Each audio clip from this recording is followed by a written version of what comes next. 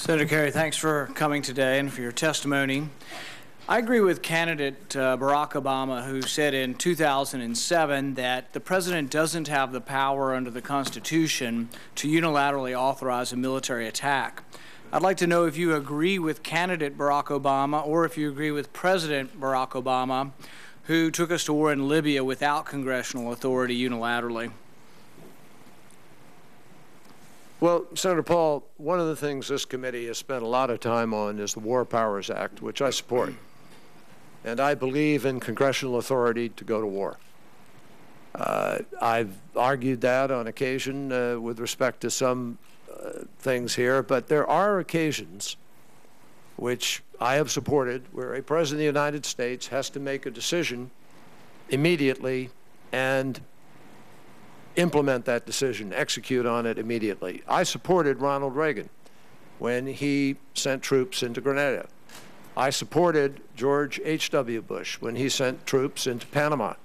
I supported President Clinton when, against the will of the Congress, he did what was needed to be done in Kosovo and Bosnia and so forth. And in this particular instance, I think the president behaved in that tradition. I would argue, though, that the Constitution really has no exceptions for when you're having a tough time or when people disagree with you, that you just go ahead and do it. In the early 1970s, you know, after Vietnam, you were quite critical of the bombing in Cambodia because I think you felt that it wasn't authorized by Congress. Has your opinion changed about the bombing in Cambodia? How's Cambodia different than Libya? No, nor did my opinion change, or has it ever altered, about the war in Vietnam itself, where I don't believe, and I argued then. Is Cambodia different than Libya? Well, Cambodia, yeah, it is, because it was an extension of the war that was being prosecuted without the involvement of Congress after a number of years. Now, that's very different. Length of time, but similar circumstances, a bombing campaign unauthorized by Congress. See, the Constitution really doesn't give this kind of latitude to sometimes go to war and sometimes not go to war. I thought Barack Obama was very explicit, and it's what I liked about him, frankly. People think, oh, you know, Rand Paul certainly didn't like anything about Barack Obama. I did like his forthrightness when he ran for office and said, no president should unilaterally go to war. The Constitution doesn't allow it. Well, I respect that. Look, you can be absolutist and apply it to every circumstance. The problem is it just doesn't work in some instances. When 10,000 people are about to be wiped out by a brutal dictator and you need to make a quick judgment about engagement, you certainly can't rely on a Congress that has proven itself unwilling to move after weeks and months sometimes. Do you think a UN resolution is sufficient to go to war? No. No, I think a UN resolution, when you say sufficient to go to war, I think a UN resolution is a necessary ingredient to provide the legal basis for military action in an emergency. It is not, by any means, sufficient to require the United States to do something, because we obey our Constitution and our interests and our rights. But I think you've heard President Morsi's comments about Zionists and Israelis being bloodsuckers and descendants of apes and pigs. Do you think it's wise to send them F-16s and Abrams tanks? I think those comments are reprehensible, and those comments set back the possibilities of working towards mutual issues of mutual interest. They are degrading comments. They're unacceptable by anybody's standard, and I think they have to appropriately be apologized for. Now, they only understand strength, though. If you keep sending them weapons, they're not going to change their behavior. Let me just finish. President Morsi has issued 2 statements to clarify those comments. And we had a group of senators who met with him just the other day who spent a good part of their conversation in relatively heated discussion with him about it. But not everything, you know, this is always the complication in dealings in the international sector.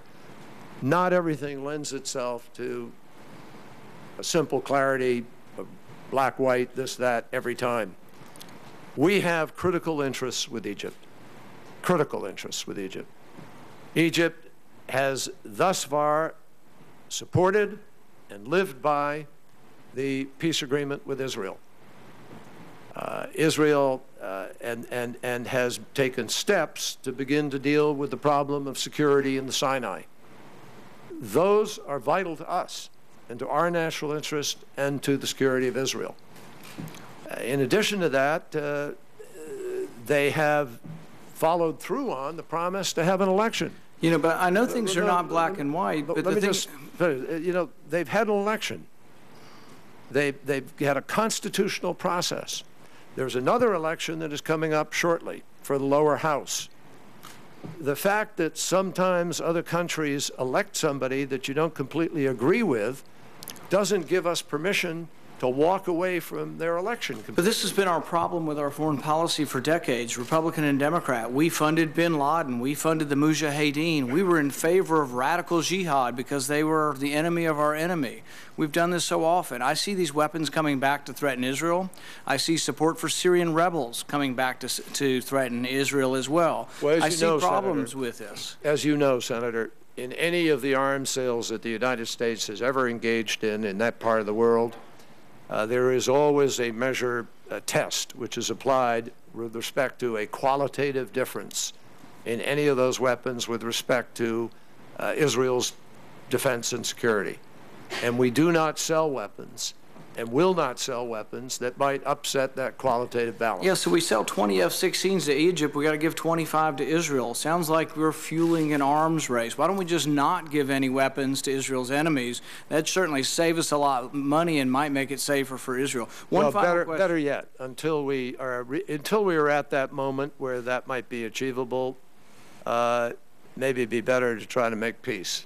One final question, if I could, Mr. Chairman. It's very short. Would you consider supporting conditioning aid to Pakistan on the release of Dr. Shakil Afridi? I'm afraid if we don't support informants who have helped us, we're not going to get many more informants.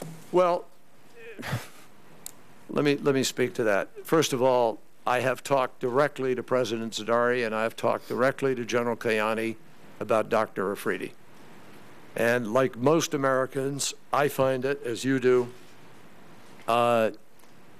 incomprehensible, if not repugnant, that somebody who helped to find Osama bin Laden is in jail in Pakistan. That bothers every American.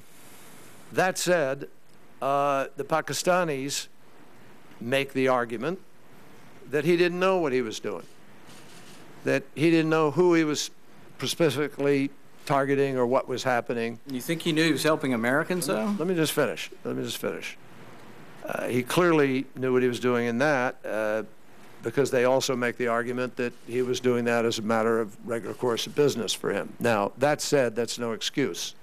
I'm simply explaining to you that rather than cut aid, which is a pretty dramatic, draconian, sledgehammer approach to a relationship that really has a lot of interests. You know, we have our ground line of communications, which is the military's complicated word for roads, that go to Afghanistan, and that route is critical to our supply of our troops. The word I used, though, is condition, not cut. We have, in addition to that, had intelligence cooperation. Our folks were able to cooperate on the ground in Pakistan. That's one of the ways we were able to get Osama bin Laden. I don't think the Pakistanis have frankly gotten credit sufficiently for the fact that they were helpful. It was their permissiveness in allowing our people to be there that helped us to be able to tie the knots that focused on that, to some degree. Not exclusively, obviously, but to some degree.